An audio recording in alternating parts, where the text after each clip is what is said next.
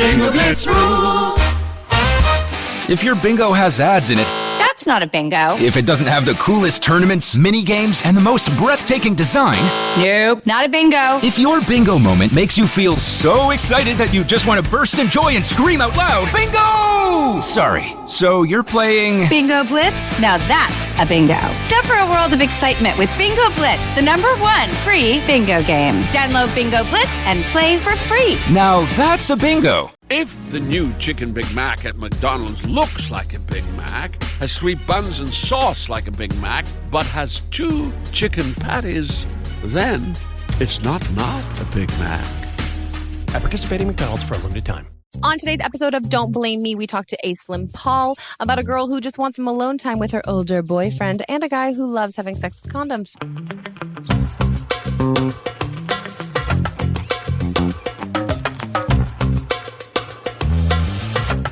Thanks to Third Love for supporting Don't Blame Me. Go to thirdlove.com/blame now to find your perfect fitting bra and get 15% off your first purchase. Thanks, Third Love. Everyone get 15% off your first purchase by going to thirdlove.com/blame.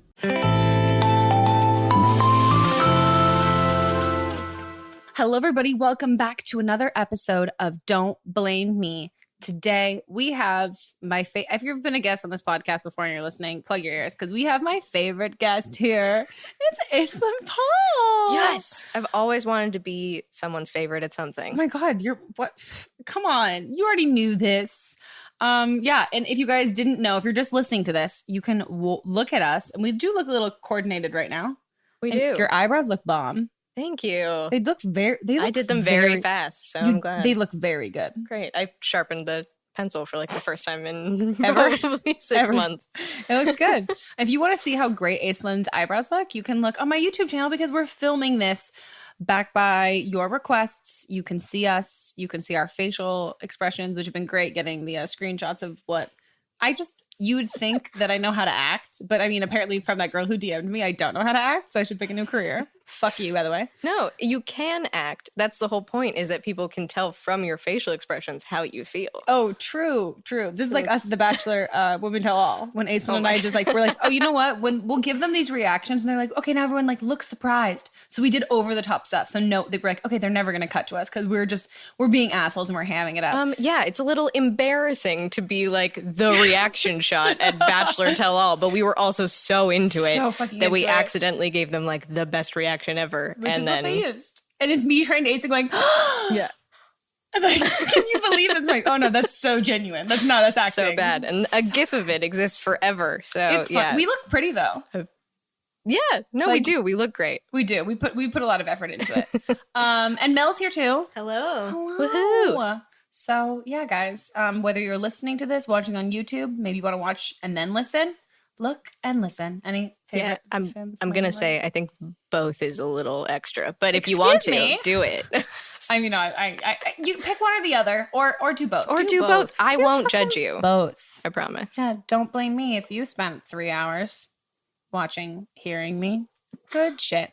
Okay, so yeah, this is an advice podcast. If you're new here, welcome. We are going to be playing some voicemails that you guys have left us, telling us things that are happening in your life that you would like our input on. And if you didn't know, now you do, but Aislinn has been on an episode before and you crushed it. Thank you. I try my best. I don't think I'm as good at giving advice as Megan is, but then we agree on a lot of stuff, so that really helps. I think you're good. We also agree a lot. And you're also coming from somebody who went to Aislinn for advice recently. It's so funny. You're just right. And you think about everybody involved and you're much more compassionate than me when I'm like, I fucking hate this person. You're like, well, maybe. And I'm like, nope, shut the fuck up. I want to fucking hate this person. I want to be mad. You're very practical. Fine. That's okay too. You're allowed to go into a blind rage. Yeah. Oh, well, that's me. Okay. So, yeah, should we just start the calls? Hi, Megan. I'm a 17-year-old student from Sweden, and last year I started gymnasium, which is basically the equivalent to 10th grade in the US since Sweden starts school a year later than the US. Anyhow, I've never been great at making friends, and I'm super shy, and I am anxiety. So the first couple of weeks of school was super hard on me, until I met this girl whom I'm gonna call V, which is not her real name, but yeah. And we became good friends really fast, and we both talked once, and she said that she finally felt like she found someone who she felt completely comfortable with, and that just made me really happy because I felt the same.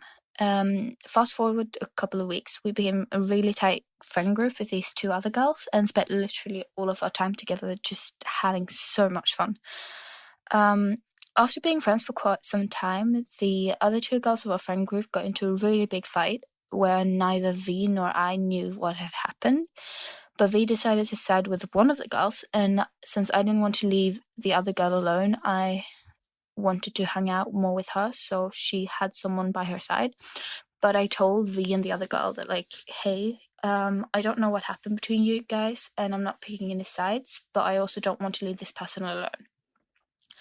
So after that, V and the other friend completely shut me out. They stopped speaking to me, even when my friend, whom I was hanging out with, wasn't there. And they wouldn't text me or even look at me. And I mean, that just hurt a lot.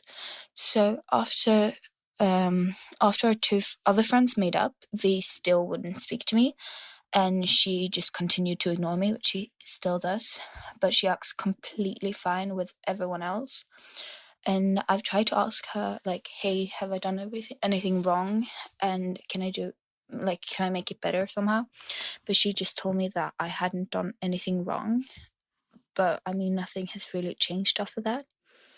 And I really don't know what to do because I'm really hurt by it, and I miss her so much because I felt safe with her, and she was my closest friend, and I miss it. And I felt like I finally found a friend whom I could be close to for like a really long time. And I also understand that she's going through a lot herself, so I'm not mad at her in any way. I just miss her a lot. Anyways, I was just wondering what you think I should do about this situation. Wow, that took a lot of twists and turns. I thought there was going to be one end and then, oh no, the other friends made up, but then you're still not hanging out with V. This sucks. I'm sorry. We talk a lot about how important female friendships are to us. And like, I think it's always too bad when you're vulnerable with a friend and you like really open up and then it goes south because no one really talks about how to like deal with friendship stuff. Yeah, exactly. But I mean, this by no means, we don't want it to be a friend breakup. Let's see, how do we fix this? I mean, what I would say is you guys are, so 10th grade. First of all, can we talk about how the equivalent to 10th grade is gymnasium? That's amazing. If anyone's Swedish out there, which my boyfriend claims to be Swedish, he's like, no, that's Swedish. No offense, guys. If there's any more like equivalents like that, I'd be very curious. What I would say is,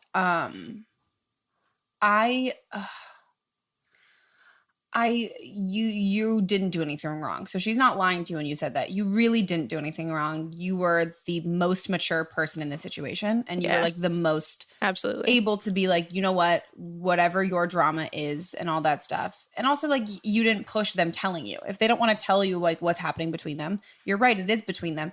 And that is so amazing to not pick this, just to be like, not to leave anyone alone. Coming from somebody who was a part of, I wasn't even a part of like a fight argument thing, but like my college friends just like went up and ditched me, and everybody's like, well, I'm just going to side with them and not figure out what happened. And I'm just going to be cool with leaving someone else alone, which again, those are like 20 something year old girls. So the fact that you knew that like you shouldn't leave one person alone, I think that's really great. What I would say about this friend is she doesn't, as close as you guys must have like felt, like this just doesn't seem like, why would you want this kind of friend? Okay, here's what I will say. Yeah, I feel like you're gonna be way better at this than me. No, I think that maybe we don't know the whole story. You kind of mentioned at the end there that she has some other things going on herself, and I don't know if that means like there's some stuff at home with her parents or siblings or a boyfriend, something, girlfriend, whatever, that is like causing her to have her own emotional issues. The random possible thing could be that she saw how you acted in this situation and is kind of embarrassed that she wasn't as good a friend as you were. And that kind of makes her feel shitty that she doesn't like measure up to the maturity that you had in that situation. That is like a real complicated thing to kind of figure out. But I would agree with that and think that she might now feel that she really overreacted and has too much pride to kind of be like, you know what? Admit that you did the right thing in that situation. Like, I'm so sorry that I was so shitty to you in a situation that ended up being temporary of these other two friends. Like she treated it as this like very big ordeal of being like cut out and went for the dramatic like outcome as opposed to trying to support her friends, and might feel like she made the wrong choice and saw you making the right one, and that is like embarrassing for her. Maybe again, we don't know what's going on in her personal life, if there's something else that you know that she doesn't have help with. You are so good at this though, because any time that we talked about people or whatever, you have such empathy for how other people treat you and taking into consideration like things that they're dealing with, which is, I think, is amazing. Is not something I am so great at. And it's totally possible that she also just is a bitch. Well, but then of course I know that us just telling you that you need to forget her and find new friends is hard because it's hard to make friends. And if you want to save this friendship, like I'm just, I don't know. Yeah, I mean, what I would say is, especially being that age, I mean, like, a lot of my, like, really close friends I've known forever, but there was a time period where, like, every single friend I made was either, like, I was burned by it, turns out they weren't great people, and I kind of, like, wrote off making new friends, and then, like, how long have we known each other? 2 years. Okay, so then 2 years ago, I made actual friends again, and it was like, oh, this isn't like, oh, I need to start accepting like shitty behavior. And what I would say from it, okay, so I've mentioned this in a previous episode where I think female friends are so incredibly, incredibly important. I think having friends, it's incredibly important, but I think accepting people treating you in a shitty way it's not worth it, because any benefit that you get from having friends is completely taken away if you have like toxic people in your life and you're letting people treat you a certain way. So I would say right now, it also seems like there's a lot of you, especially with like siding with friends or whatever, and not actually technically siding. I don't want to say that because you definitely didn't do that. But you guys, there's a lack of communication about why did they get in a fight? What's happening with all this stuff? And you ask her if anything's wrong, but as opposed to asking her that direct question, maybe it's like planning a time for you guys to sit down together and talk, especially because you said that she acts a different way when everyone else is there versus when it's just you two. And ask her to go to lunch and just be like, hey, I want to talk to you. And as opposed to just giving her the option to say whatever she wants, start with you. I always think that's the best way to I don't know, come about a subject that can be a little more difficult to talk about. Open yourself up first and say what you said here and be like, hey, I would just really love to get everything out in the open. When the drama happened between our two friends, like I want you to know, like when we became friends, I was so excited. I've never felt as close to another friend before, and like I just felt so safe and like comfortable hanging out with you. And I really, when you told me you felt the same way, it was great because I felt like we were on the same page with our friendship. And then when everything happened with like those two other people, I'm not sure if I made myself very clear, but I really wasn't trying to pick sides. I really wasn't trying to like abandon anybody. It was the exact opposite. I didn't want anyone to feel like they were being abandoned, and I didn't really understand wasn't privy to what the falling out was about. And I assumed that we would all be close again. Then especially when they forgave each other and they became friends again, everything's been a little off between us, and I really miss you and I want to be friends with you again. Is everything. I wouldn't, because I don't put the blame on yourself. You didn't do anything wrong. And I think saying that gives her the opportunity to the answer is true. You didn't do anything wrong. So you're not really getting to the point of that. Maybe if it's being like, how do you feel about our friendship and our friendship situation? Like, do you still want to be friends with me? Is this something that you're still interested in? And you've been acting very differently around me, and you're acting differently around other people. And I can really sense it. So like, what has happened between us? Because if you tell her that like, what can I fix? What can I do? You're giving all this power to her. And then also at the same time, like if she's being honest, which I think she is, you're never going to get a straight answer because you didn't do anything wrong. And I think this has to do either she was never a great friend to begin with, or, which I mean, at the same time, I think no matter what, maybe it's a little bit of pride and a little bit of jealousy.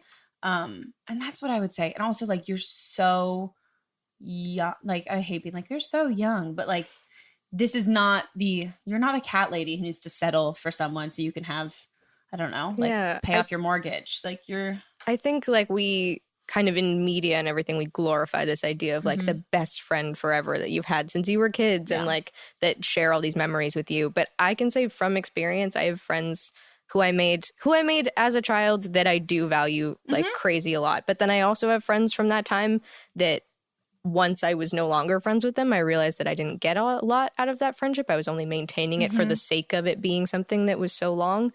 And then I've gotten plenty out of like just as much out of friendships that are shorter in time. And they can still just be just as meaningful. So just because if this friend doesn't end up being like your best friend for the rest of your life, that's okay. You're going to meet other people in the future. And you're going to make other friends. And you're coming from somebody who had a fucking hard time doing that. Like you will be able to make other friends, but in order to make the best friends and to surround yourself with the best people, you can only let people treat you like really, really well. And if you don't let them treat you well, you'll find yourself in this habit of having other shitty friends, which was me, just accepting shitty behavior. And I'm like, well, you're not as mean as the other friends were to me. So I guess that's nice. Yeah. Give it some time and then give yourself more credit. Okay. On to the next call. Hi, Megan. So I'm 15 and I have a boyfriend who's 17. And we've been dating for about 1 year. It's been really hard because my dad isn't really into me having a boyfriend and my mom doesn't live with me, so it's just hard. I just wanted to ask you your opinion on what I should do or what I can tell my dad to make things better. My boyfriend has a car, but like my dad doesn't really let me do things with him alone. Like I can only go with my sister, but it's hard because my boyfriend doesn't want to do that most of the time. He just wants to be alone. He's more of an introvert, and so am I, but I don't know how to explain to my dad that and just everything. Just please, I just need some advice. Dude, we're officially so old. No, we're officially so old because my first reaction was like, oh, 15 and 17. I mean, that age, that's a big age difference. You guys want different things out of this. Fuck, dude. Yeah. I don't know if you'll love our advice on this one. I don't know if you will either. Because I totally get it. I think we all have been there. And this is what always sucks about trying to give advice to like anyone who's younger than you. And I realize this now about my parents as well. When I was that age, arguing with them, is that time only like once you're older and have more experiences, it's remarkable how it's a blip. Yeah, like, it's just a small blip of time. And I know that there are 15-year-olds out there who like have had real relationships and real loves and heartbreaks at that age. I was not one of those people, I guess. So it's, I don't know. I think cut your dad some slack because he's your dad and he loves you and he wants to protect you from a 17-year-old boy, and he was once a 17-year-old boy. So that age difference at that age is, I completely understand where your dad's coming from. Because it's difference between like driving. Okay, not to be like graphic, but it's like it's the difference between like you probably got your period like what 2 years ago, and like he has been driving. He like was driving. Do you know what I mean? Does that no? Okay. But like this is what I would say. So coming from somebody like my first love, my first I would say like serious relationship, but the first time I was ever in love, and even now as a 24, I can say like yes, I can say that I can look back on that and be like, no, I was told like that was my first love. I was 16. I was 16. And so I understand those like feelings of that. And I would never discredit of like, oh, you're young. Those feelings aren't what you think they are. You're kind of caught up in that. But what I would say is it's a difference between you have, right. Okay. So your dad was like, he's not thrilled about you dating, but you have a boyfriend. Like, you're still, I think you need to kind of meet in the middle of this. Yeah. And like, it's totally valid. He doesn't want you guys to hang out alone. And that's, you might have this idea that like all of your friends are allowed to hang out with their boyfriends alone. That's not true. Like, it's just everyone pretends. Yeah. Like, my parents are like super chill. Like they go out at night and like I don't have a curfew. Yeah, I'm just like, I can go home whenever. It doesn't matter. And I bring Dunkaroos to school. Yeah, literally. Like my boyfriend sleeps over and like we just eat Lunchables and like we make out and like we have a lot of like under the like shirt, like tit grabs. Like everyone tries and talks that massive game. So I would say like you're already like if you're allowed to date, you're able to do that. And the fact that like your dad doesn't, like the fact that he doesn't want to be there all the time, he like is making your sister be there. I don't think that's an issue. I think that's kind of like accepted with the terms. Maybe if you ask him like, okay, so when I turn 17, would I be allowed to do blah, blah, blah? Maybe if you're able to give like certain like age brackets of being like, oh, you're allowed to, once I turn 17, am I allowed to hang out with my boyfriend? Like, am I allowed to stay out? I remember when I was younger, I was allowed to have like more, did I have a curfew? Actually, I wasn't that cool, so I didn't really like need a curfew because like something similar. Like it was like I don't think it was ever instated because it was like, well, and then once I got older, it was like I would just sleep in my friend's house. So like it was their curfews. But my friends had curfews that would get later as they got older because they were able to have more responsibility. So I would say maybe if there's something you can do along those lines. But what I would also say is I go out on like dates, like go to the movies. Are you allowed to go to the movies, just you two? Like go in places that are in public. So maybe it's like your sister isn't there, but like you're not in the backseat of his car kind of a thing. Yeah. And it's not an undefined hangout where your dad's just imagining the worst possible. Yeah. I also think maybe it's a question of having a conversation with both your dad separately and your boyfriend, Holy not like shit. together. I was like, but I mean, in that, like, if you have the conversation with your dad, figure out some limits, talk reasonably about like what you are hoping for and like the place you're at in your life and all that. And then you can also talk to your boyfriend so that he's not the one telling you that he's not enjoying hanging out with you and your sister. If that's the only way you guys get to hang out, like that, you have to lay that out to him too of like, you want to hang out with me. It's kind of a package deal at this time in my life. My dad's like, not comfortable with it. This is the limit that we get. And if you just make me feel kind of guilty for having that, then you're not the right guy for me. You know, like if he really likes you, he should be down to hang out in whatever capacity you guys get to hang out. And I would also say, I mean, just the line about your boyfriend being an introvert at 17, so he wants to hang out alone. I'm like, oh my God, he wants to have sex. Which, again, as somebody who like I'll air my dirty laundry. I lost my virginity at 16, so like I get that. But I would say like if you guys can hang out in like, you know, like what I mean, like in public alone and doing stuff like that, because I think if it becomes crystal clear from having the conversation with him of being like, these are the rules, these are like what I'm allowed to do when it comes to dating and like spending time together. If he's not cool with that, then you can really kind of see where his intentions are. I mean, what I always said to my parents, sometimes with raised voices, which is not what I would advise, but what I always said to my parents is, you guys are the ones who raised me. You're the ones who taught me like how to value myself and like, and not to succumb to peer pressure and things like that. So you need to trust me. You need to trust yourselves that you taught me well enough that I deserve this kind of trust to go out in the world and experience things and make mistakes, because that is just inevitably going to happen. So I would say make sure your dad gives you the opportunity, and then hold up to your word, and then you'll probably be given a longer leash. And don't get pregnant. Please don't get pregnant. Hi, Megan. I'm 18 and I've had this boyfriend for 4 months now. He is the sweetest, kindest, most gentle human being I've ever come across in my entire life. But there's a problem. I don't have any emotional connection with him in the slightest. I started dating him because I felt bad, which is not what you're supposed to do, I know.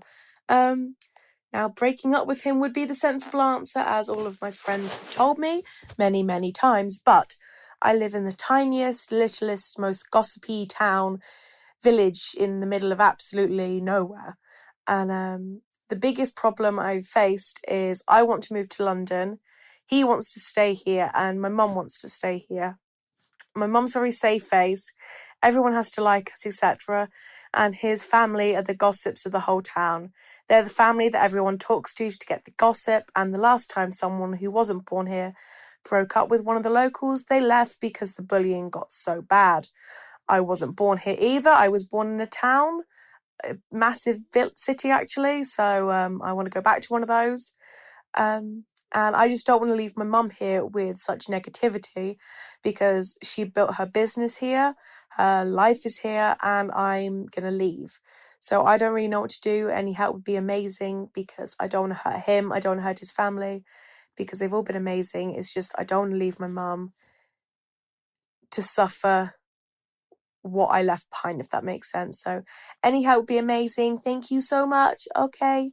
Holy fuck. I'm just picturing them with like goddamn pitchforks. Like, get out of my town. Except that was Southern accent. That's what the what so do these people scary. have jobs? Do these adults have fucking jobs?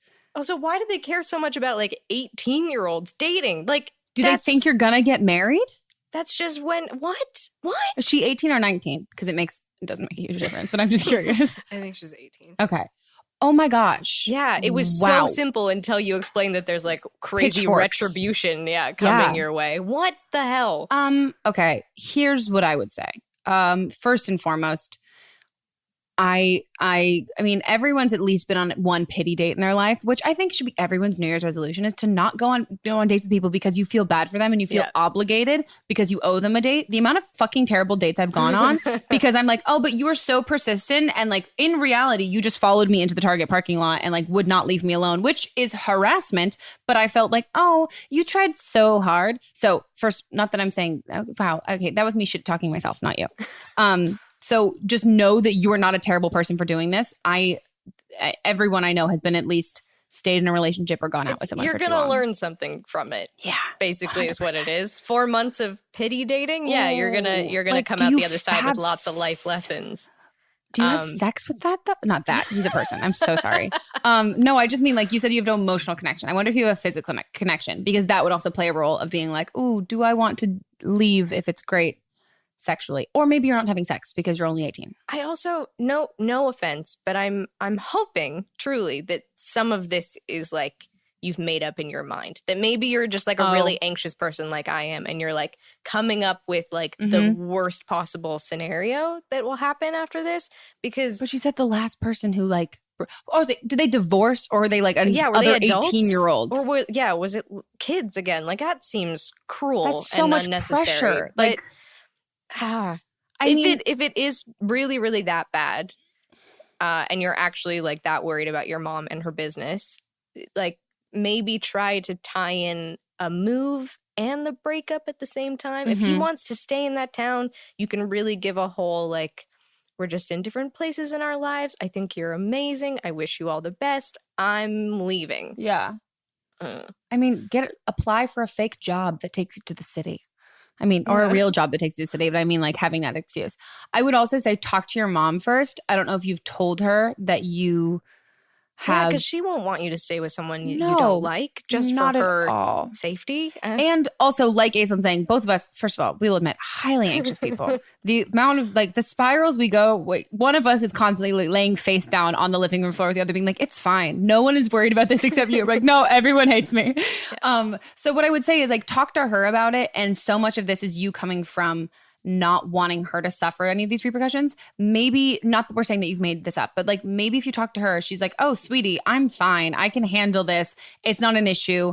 Like I'm not stressed about that at all. And maybe there were other circumstances in the situation you referenced that happened before where it was like so dramatic for the whole town. Maybe it was like a beloved.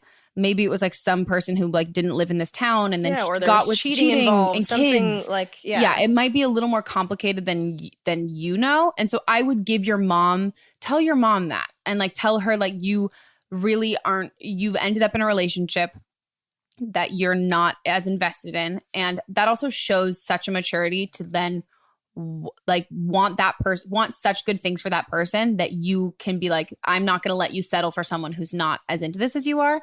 And say that, and then tell your mom about how you really want to move to London, and then be super explicit and honest and say that you have these fears about not only just leaving her, but like how people are going to treat her once you leave. And I think honestly, I mean, I really hope she's going to like send you off with well wishes and be like, I want totally what's the best for you.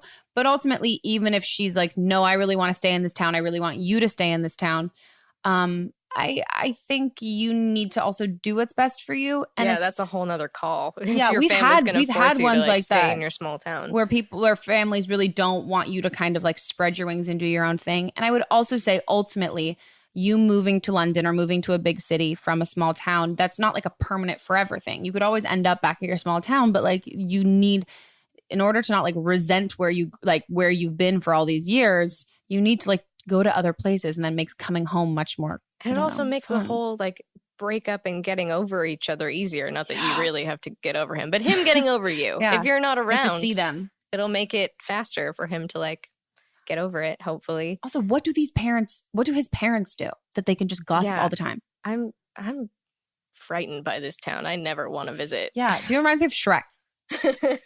When they have the pitchforks and they're trying to get Shrek out of there?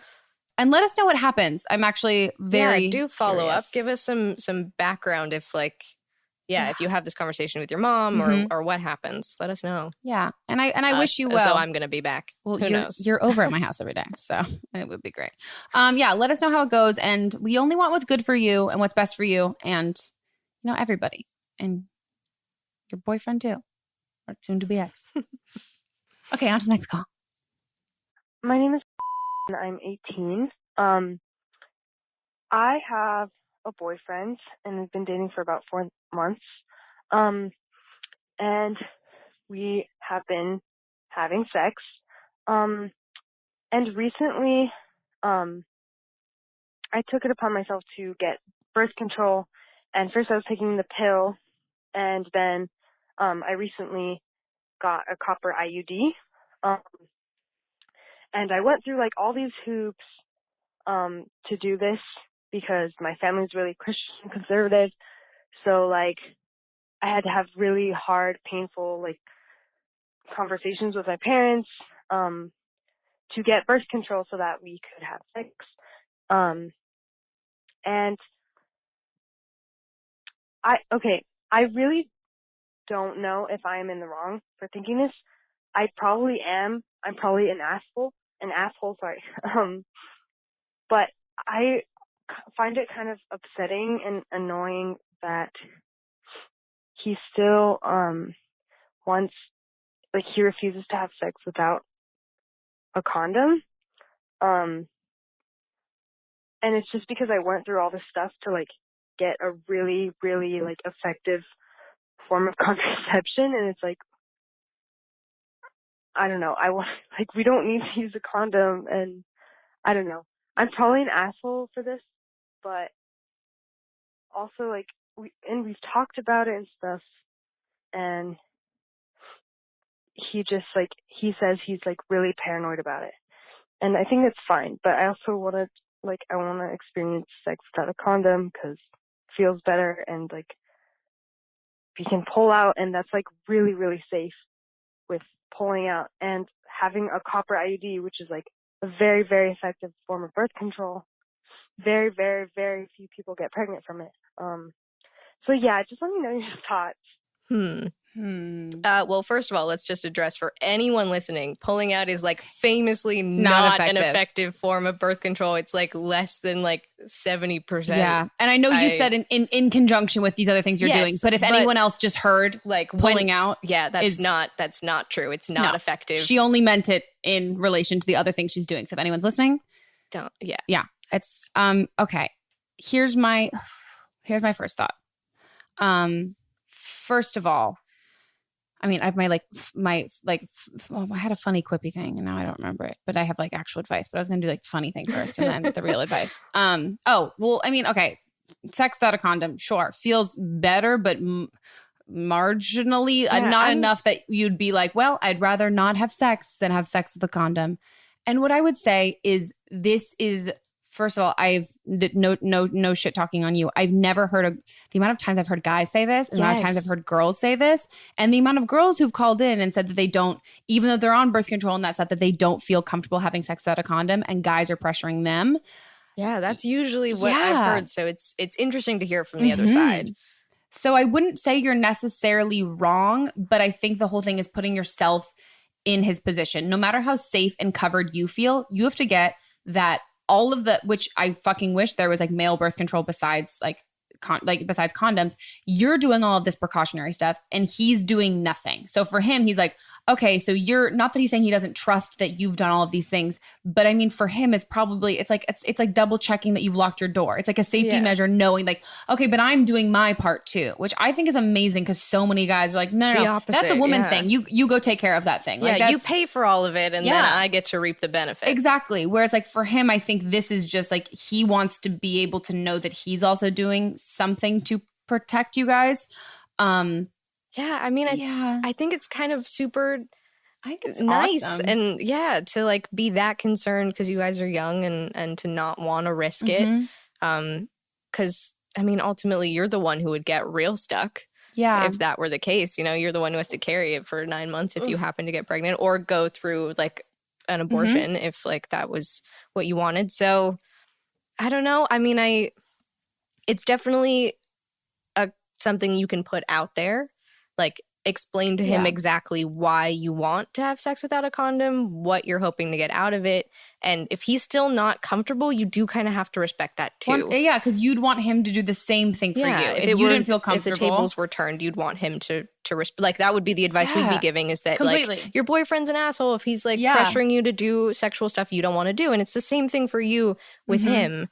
That you have to respect his choice because also think about it, like if you guys are having sex without a condom and the only thing he's thinking about is like not wanting to get you pregnant. So soft, so fast. Yeah, no one's having fun. No one's having a good time. I'd also want to know if both of you have been checked recently because the whole thing of him being very adamant on using a condom, the whole thing that everyone says if you're doing birth control, IUD, any of that stuff, that it protects you against pregnancy does not protect you against STDs. And it also doesn't protect you from, and STDs in general. And even if you're clean, not that I'm saying he's cheating on you or has it all, but like. Yeah, maybe you haven't explicitly gone over your sexual history and there is something. That may be why he really wants to make sure he's using a condom and he hasn't. We've had people who've called the podcast talking about you're able to really treat sexually transmitted diseases on your own and the nervousness you have with telling your partners. There might be something like that. And I would also say choosing to go on birth control and doing all of that stuff, you got to do for you. It's not about the partner that you're with because the partner that you're the longest partner you're ever going to have. And like but like your body too, especially, and like whatever birth control you decide to do and all of that stuff, that needs to be for your body and for yourself, not your own empowerment. And so I think being like, well, I did this for you and I did this for us, I think it's just a little negative way to look at it. It's taking control of your future and your sexuality of being like, I want to have sex, which is fucking great. And I want to take all the precautions that I can possibly do for myself to make sure that I don't get pregnant. And you've talked to your family about it and you did all these really great things, but you got to do that for you, not for him. Because then it puts you in a situation like this where you feel like you did this whole thing for somebody else and they. Yeah. And that's never going to be good. Even if like for you guys worked it out and like you end up like having sex without a condom and then you guys break up, you're still going to resent him because you're going to feel like you got birth control for him. Yeah. And that's never going to be good. I think you need to like look at what you've gone through and not think of it as this burden that you've taken on for your sex life and more about the empowerment and the maturity you've shown in your own life. Like, I think it's wicked that you talk to your parents. Like, I know so many people who like went behind their parents' back and like, my God. Me and the first time Arden got birth control, Arden Rose, literally it was like me and Arden being like, let's go get you birth control. Like not telling anybody. So it's like, it's awesome that you have gone through all these steps. And like, I think it shows maturity and it's another step in your adult life. And think about it like for what you've given to yourself, because that's awesome. Yeah. And who knows how long you guys will be together. And this should be your relationship with your own sexual health should be much longer. And respect his boundaries the same way you would hope he respects yours. Yeah, is what I would say. Okay, guys, we're going to take a quick break. I'm going to crack my neck because apparently the reason why my neck hurts is because I just listened to all my calls like this. And we'll be back.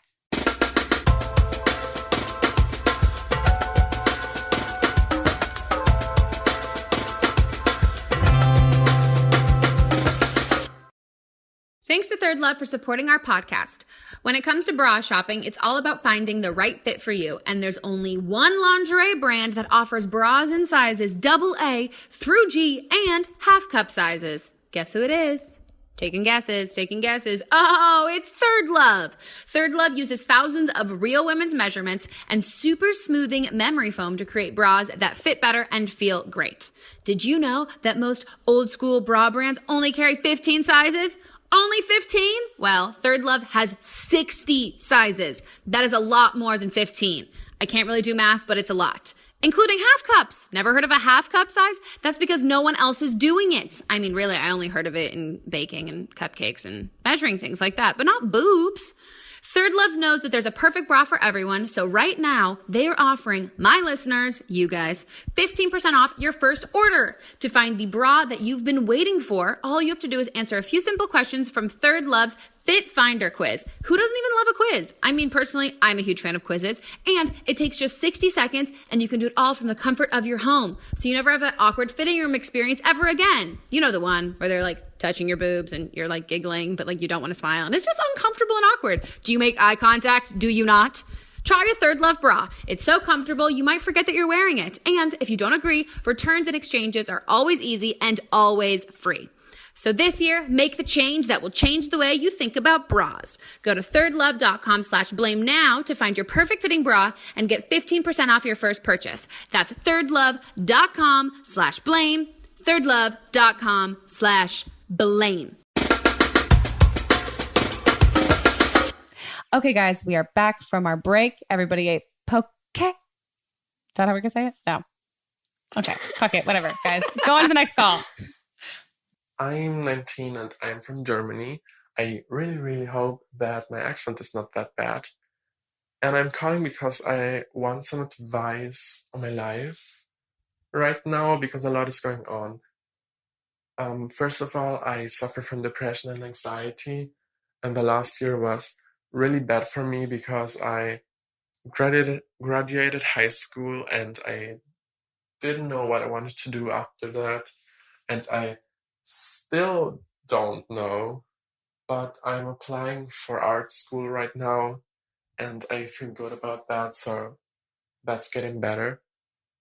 But the problem is that the art school is not that far away from my parents' home and I still live with my parents. But I kind of feel forced to move out because I don't feel good at home, I don't feel appreciated, and also I came out 2 years ago as gay to my parents and they didn't accept that and they still don't. And secretly they wish I will change, but we all know that's not gonna happen. So yeah, I feel forced to move out, even though my gut feeling is saying, no, stay at home, it's easier. And I also don't feel prepared to move out because my parents were very overprotective in my childhood and even later on. And I feel like I'm behind my friends and my peers because they're more mature and more prepared to move out and live alone. So,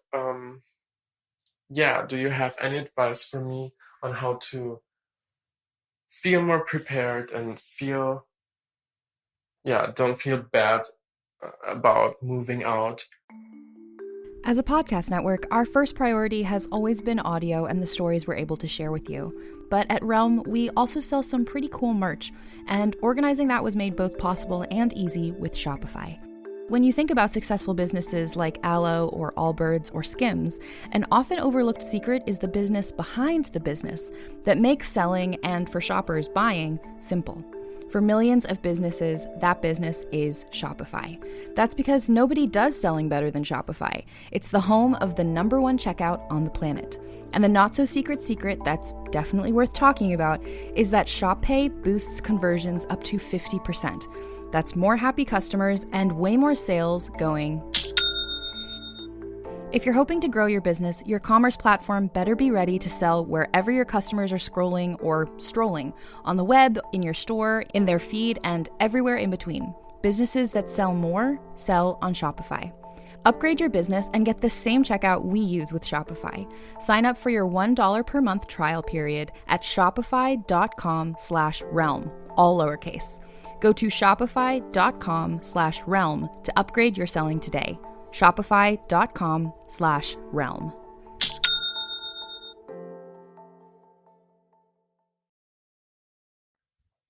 Also, do you have any advice on how to stop to push people out of my life? Because I feel like I'm losing all my friends. I feel really depressed, so I don't want to be a burden for everybody else, and I'm pushing everyone away. And that's making everything worse because I don't feel supported in my decisions, neither from my family nor from my friends. Oh my gosh. Let's go to Germany. I want to just like cuddle them up. I think we should tackle it in two parts, right? I think we should talk about the moving out aspect, and then I think you should talk about the depression, anxiety aspect. Yeah. Right? Do you think so? Yeah. They are kind of two different things. Yeah. And I think so. Being prepared to move out. Did you feel prepared to move out on your own? I did, but it was false. You know what I mean? You think you're prepared for one thing and then you realize the things that you're like missing. So if anything, it's better that you are kind of nervous about this because there is no way you're going to do it all right. Like even the friends of yours that you think are super mature and ready to move out, they're going to make mistakes too. They're going to burn food on their hot plate or like miss classes and fail and do plenty of things that are involved when you're growing up and you're learning how to live by yourself. So I think just be prepared for the fact that you are going to get things wrong and some things are going to scare you, and that's okay. And if anything, it's kind of fun and exciting that that's a new chapter in your life. I mean, I would totally agree with that in that it might seem like your friends are more mature than you and all that stuff. And even if they were raised in a household that was like more lenient. Yeah, or more independent, like they had to learn how to do some chores because they were like latchkey kids or something. Yeah. It's no matter what, it's different. It's different when it's on your own plate and like it's just you and you're the only one to hold responsible for it. That's what I would first say. It's like I definitely was not prepared to move out, but I don't know anybody who's ever like, I feel like I really prepared to move out because there's no way to prepare for it. I think financially there is, and making sure that like you can afford everything that you're doing, and budgeting I think is a really great idea, or a really great thing you should just do. Not even an idea, just like do it. But there's really no way you can ease into that because it's a totally different thing. Like the first night I ever remember when I like lived alone, the first night I ever like slept in my place, I was like, oh my God, what the fuck? Like I've never felt this feeling of being like, not even necessarily like a bad feeling of being just like, oh, I'm totally alone. But you're like, oh wow, I'm responsible for me. Like this is all my duty right now. Like this isn't like, I don't have a roommate who's going to be like making sure like, oh, did you like chew gum when you fall asleep and like die? I don't think that could happen, but like those are the anxiety things that went through my head. So I would say first, just if you're financially ready to move out, I would say totally go for it because you seem pretty aware of the fact that like this isn't great for your mental health. And also, but if you're moving out to go to this school, like if they have dorms or something, like living on campus is going to be like a great like step between having your own place. And you'll be able to like figure some stuff out there. And then when you really move out, like that's sort of like a nice stepping stone to have. And you also have so many more people around like on your floor or maybe like a roommate. So I would say I think it's healthy to be a little nervous because it is a new stage in your life, but also be excited because you're going to be able to be proud of yourself for a lot of things that you're going to learn how to do. Yeah. I would also say, I think if, like you were saying about getting a roommate, if that's possible in your moving out process, or I don't know if you want to move out before you go apply to school, and that the school that you want to apply to, the art school or you're applying to, is close to home, so you feel like you would need to stay at home. So I would just say you don't have to stay at home, even if you're relatively close to where you are and you can go visit your parents and they can visit you if they want to see you. I think having that bit of separation is going to feel really, really nice. I would also say maybe try and go for getting a roommate, just as somebody who is like depressed and lived alone. Like it's not a healthy way to live. And I completely understand the thing of like, oh, I feel like a burden. I don't want to give people all of this shit that I'm dealing with and like make people feel like they have to do anything. So then you just don't talk to people. And I think one of like the worst moments I remember when I lived alone, I was like, I have not like skipped class for 3 days straight. I'm like, I haven't talked out loud. Like I could have lost my voice and like I haven't said a single word out loud in 3 days because like I live alone. There's no one there to like strike up a conversation with me. And I was just completely depressed and not reaching out to people. So I think if you can have a roommate, that'd be really, really great. And also it might be really exciting if you like go to once you get into this school and stuff, if you go on their website, they might have message boards and things for students. If you're not going to live like in dormitories, they always have message boards of people looking for roommates who are going to the school the next year. You might even meet friends who are going to understand you more than the ones that you currently have. And like, then you can move in with someone who is really going to support you and understand what it's like to have depression and anxiety, because that can be a really good support system. Yeah. And I would also say too, if you feel the feeling like a burden or whatever, like I get how awkward and you might feel like saying something in person to somebody and like you're like, I don't want to like say out loud like I'm feeling like this.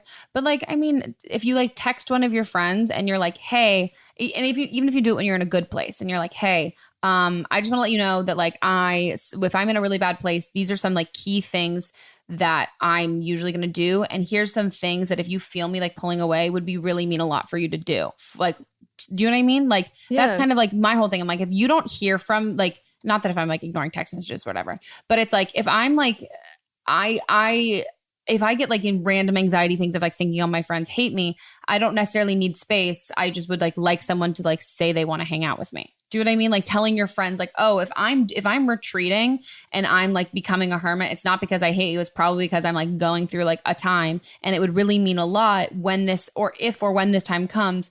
Just like sending me a text message is like really great. So like letting people know, because I think a lot of people also don't really know what to do. They're like, I don't know if you want space. I don't know like what you need from this situation. Yeah, they can't read your mind if like they just haven't heard from you for a while. They have no idea what's going on with you. And I think I've always said, I think that feeling of being a burden is one of the most dangerous parts of having depression. It's what stopped me from dealing with mine for a long time, because I felt so guilty that I was experiencing any kind of and like when I was sort of thinking about my life, I was like, no, I just like everyone's got their own thing. I shouldn't be burdening anyone. But it's the best. Like if you can reach out and have friends who understand what you're going through and also are supportive, like it's the best thing in the world that I can text Megan and be like, hey, I know we said we'd hang out, but I'm truly so anxious I can't leave my apartment. Is that cool? And she'll be like, yes, I get it. It's I'm totally not mad fine. at you. Or there was one time where I was do you remember this time when I was convinced you were mad at me? And like, I don't know why. Honestly, I do not know why. I saw you the day before. Yeah. And then I was like convinced you're mad at me. And just then some way that I said goodbye you didn't like. Yeah, I know. In times that I didn't like, I was like, oh my God, she hates me. Oh my God, she's figured out. I'm just not cool. I'm not fun. And I remember I literally like did not sleep at all that night, was like anxious all day. And then you texted me and you're like, hey, do you want to hang out later? And I was like, oh my God, thank you so much. I thought you were like so mad at me. And you're like, what the fuck? No, not at all. But like being able to like, that was like a stupid move on my part. Like I shouldn't have like assumed that kind of a thing. But I think even if you are retreating from your friends, they also might think that they've done something wrong, and they might think that you are upset with them or you're mad at them, which doesn't sound like you are. It sounds like you're just like you're going through your own stuff and like what's. And if you feel like you can't talk to them about it, of course you're going to push them away because that's the only thing that's really on your mind is like what you're going through. So, you know, I think, the best course of action is be honest with all these people in your life about what you're going through. Perhaps if it's really bad, also make an appointment with a doctor, see about medication and things that might make it easier for you in the future. And then anyone who's not supportive or makes a joke out of it, thinks it's not serious, then you can cut those people out, move to this new phase in your life that is going to be, also if you're going to an art school, guaranteed you're going to meet lots of other people who are going through the same thing. Yeah, you are. You're going to have fun. Yeah. On to the next call. So to get right into it, I'm 21 years old and I was sexually assaulted for 7 years in my childhood, and I recently told my parents about it. They were really supportive at first, but once they found out that I was pursuing criminal charges, my dad got really mad. My perpetrator is a relative, so my dad thinks that I should just forgive and forget. And my mom wants to support me, but she doesn't want to get between my dad and me.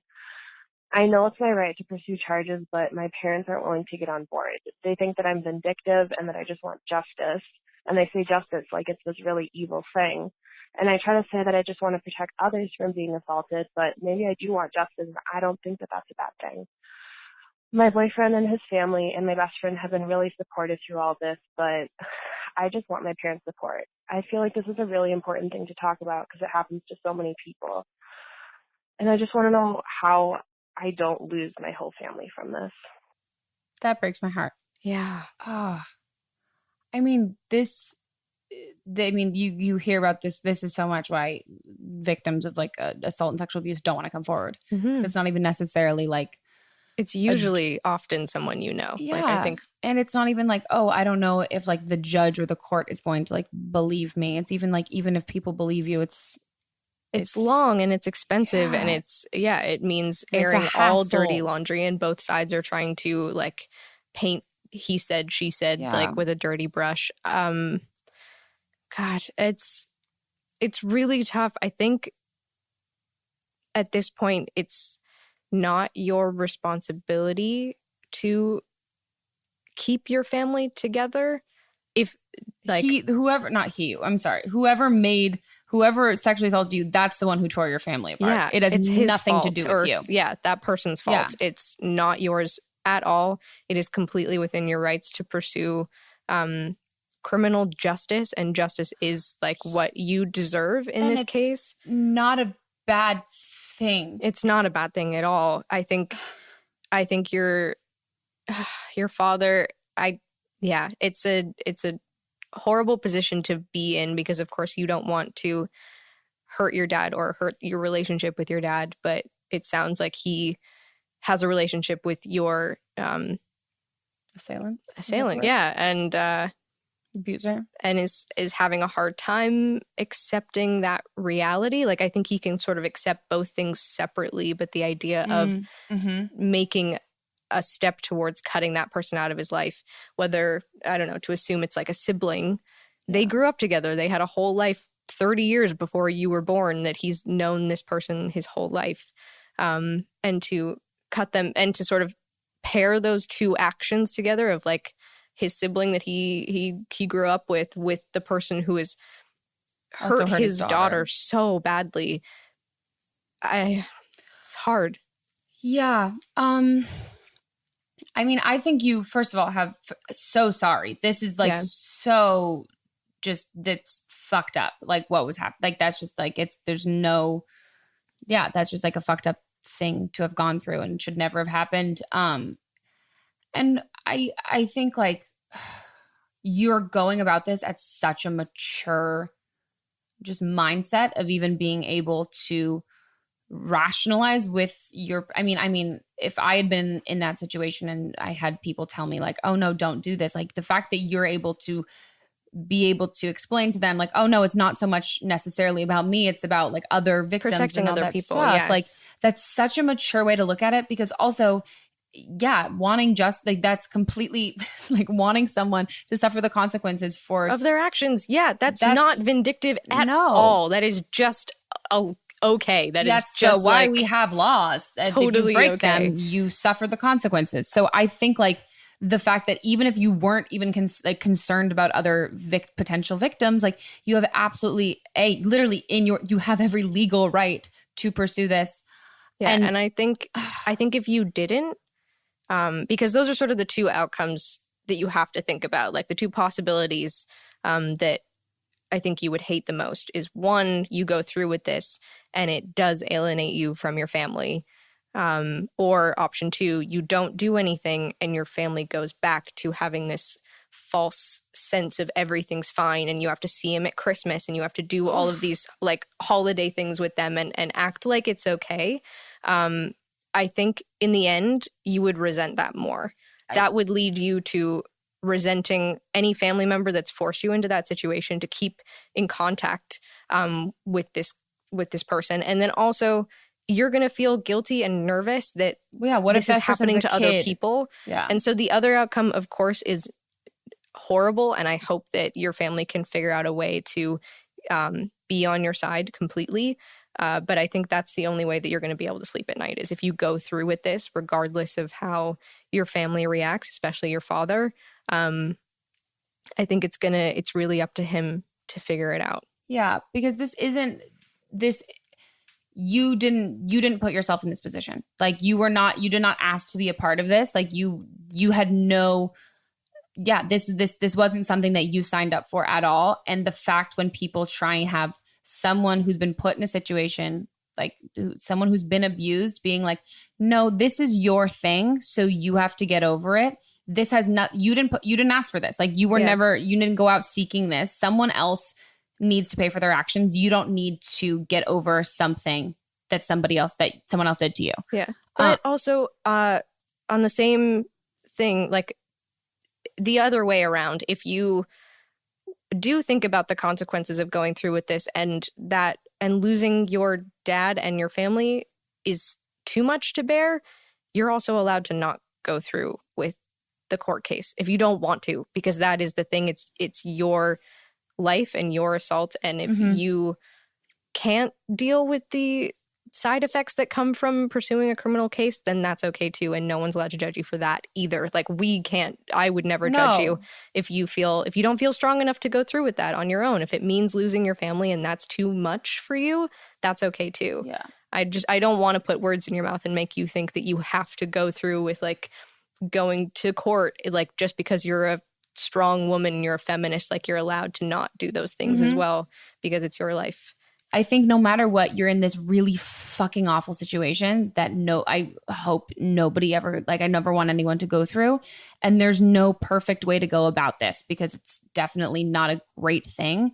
And I think you deep down, I'm sure you know what outcome you need and what outcome is going to in make order to move on and have a full life that this person has otherwise tarnished, they which win is just, no matter what. Yeah. Like if like whether you're trying to like preserve any sort of relationship, the only thing that you need to preserve is like your future and what can make you be able to like exist in this world and feel maybe not 100% all the time, but like be able to move past it. Yeah. Yeah. You just have to put yourself first in this situation though, and do the thing that is going to mean that you get to reclaim your life. Yeah. You have to protect you. You can't look around this trying to protect anybody else except for you. And protecting other people doesn't protect you. Do you know what I mean? Like you know deep down, like what's the thing that's going to be going to help you. I am so sorry. Yeah, we're here for you. Yeah. Call back if ever you want to share how things go. 100%. And again, like Aislinn said, we support you any decision because that's your life. And it's a really, really fucking tough thing to go through. Yeah. Okay. We are on to Producer's Corner. And we've got a callback, right? Oh. Yes, we have a callback. That was such a good face. I wish I could see it. This is from episode 20 with Mitchell Davis. This is when a woman called. She's white and her boyfriend's black. And she didn't know how her dad would react because he's a known racist. Yeah. I am doing a follow-up from a question that I had done previously about how I was white, my boyfriend was black, and trying to tell my dad and all that kind of stuff. So I just wanted to do a follow-up.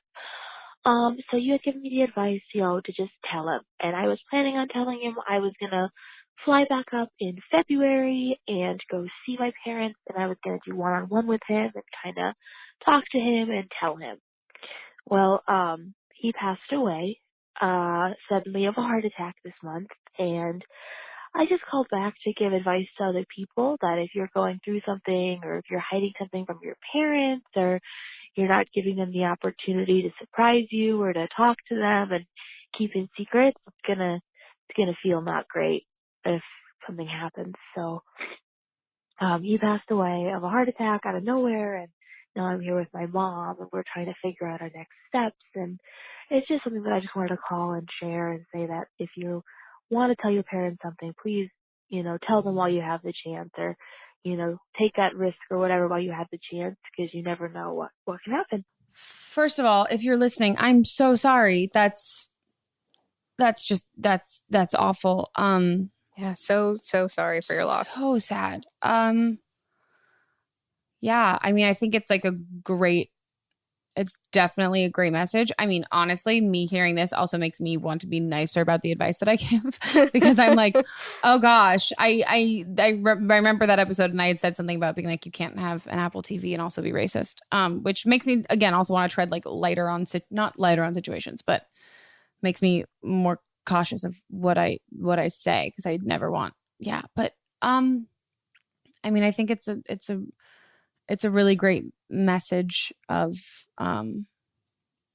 like giving people the opportunity to surprise you because you don't know. Yeah, that was an incredibly thoughtful, measured message that you left. I think you sound like more put together than I would assume I would be in that situation. Right now. And to take what's happened to you and share that in a message for others, I think is really, really lovely. And I hope it touches other people and they take that advice and do share those things with your parents because, unfortunate to have like a parent be racist and you hopefully can educate them because we all know that that's so fucking stupid. It's just... And that's all you need is just being educated about it. Yeah, is education and to give them that chance and you didn't have that chance with your dad and I'm really sorry. And hopefully someone else will take this opportunity to realize that they can improve their relationship with their parent by trying to teach them things,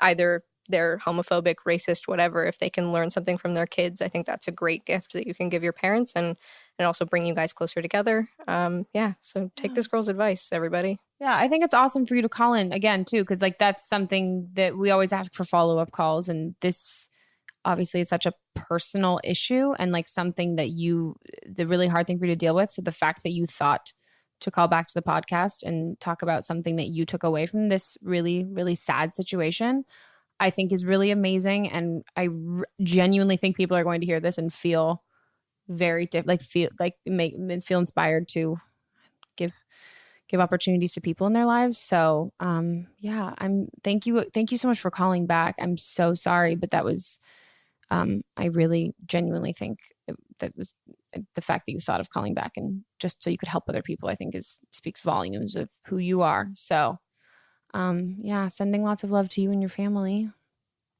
Oof. Well, that was an uplifting note.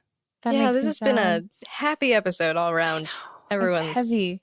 But I do like that you guys feel comfortable like saying this stuff to us. Oh yeah, for sure. Yeah, because I mean, I know I genuinely approach things with like lots of sarcasm and swearing and stuff like that. So it's nice to know that even through those jokes, you guys still feel like listeners too, like people, you as a listener feel comfortable telling other listeners about this stuff, not just us who's here. So yeah, this was an episode. Yeah. This was an episode. We're here for you guys. We are.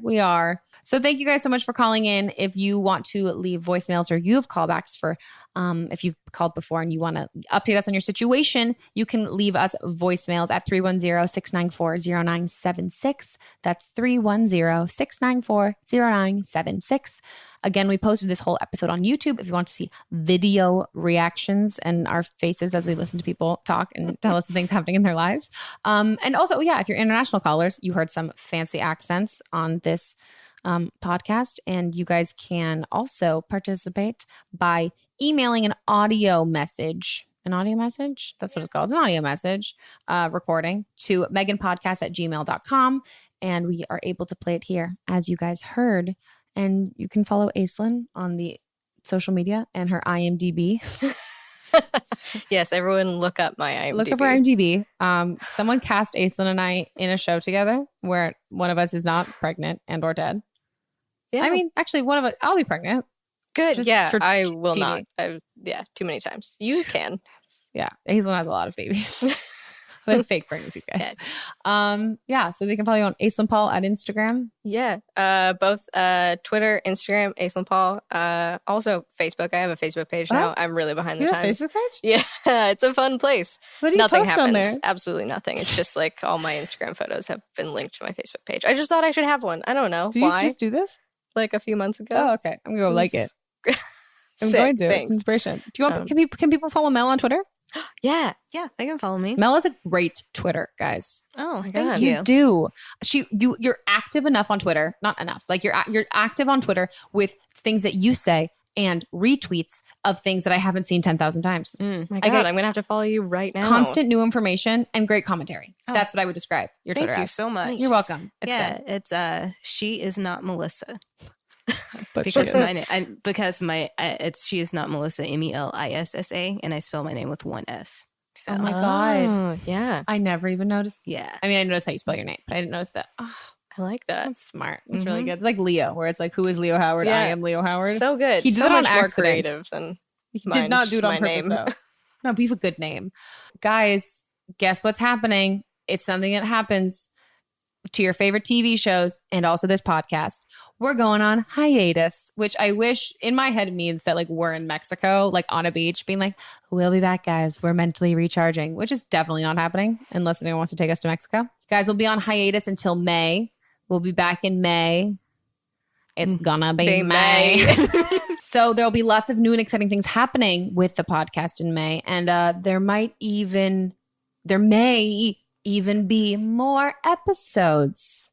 If you catch my drift, if you pick up what I'm throwing down. Ooh, I got a rap career in the making. Can you hear that? I could do that. So yeah, don't be sad about the hiatus. I'm assuming you're sad. Let's pretend you're sad. Don't be sad about it because there'll be more, maybe much more podcast content coming. It's gonna be May. Oh, I'm so glad it's May because it just really gives me a lot of material. Okay, guys. Shit. So this feels like a sad farewell. Maybe just rewatch this episode over and over again on YouTube until May. Yeah. Yeah, Sorry, I choked a little bit. I think it's probably a good episode to start the hiatus on because I think it's very the content of these calls are so different than like the first episode. So we're able to see how far we've come and how far people are willing to share. So that's the podcast awesome. has matured like a wine. It has. I thought you were going to say like a woman. I was like, ew. What the fuck? She has tits now. Okay. I'm being gross. Okay, guys. So we'll see you in May. Bye. I feel like I'm like a parent walking out, like I'm abandoning them. That's fucked up. You Okay. are abandoning them. I'm not.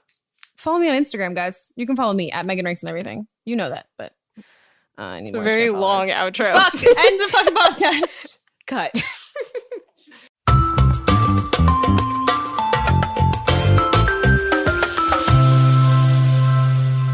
Don't Blame Me is a production by me, produced and directed by Jack Ferry, associate producer Melissa DeMons, edited by Melissa DeMons, post-production sound by Chris Henry, and music by Giacomo Picasso and Ryan Hunter. I will see you guys in 2 weeks, and don't blame me if your life bursts into flames before then.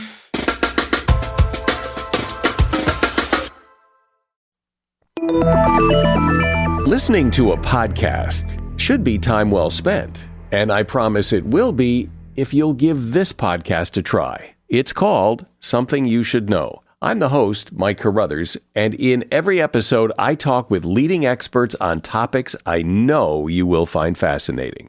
From why people can't keep secrets, what your favorite music says about you, why your pet acts in strange ways, and so much more. Something You Should Know is designed to give you information you can use in your life and give you great intel that you can share with others. I'm told it's a binge-worthy podcast. And with over 1,000 episodes, there's a lot to binge on.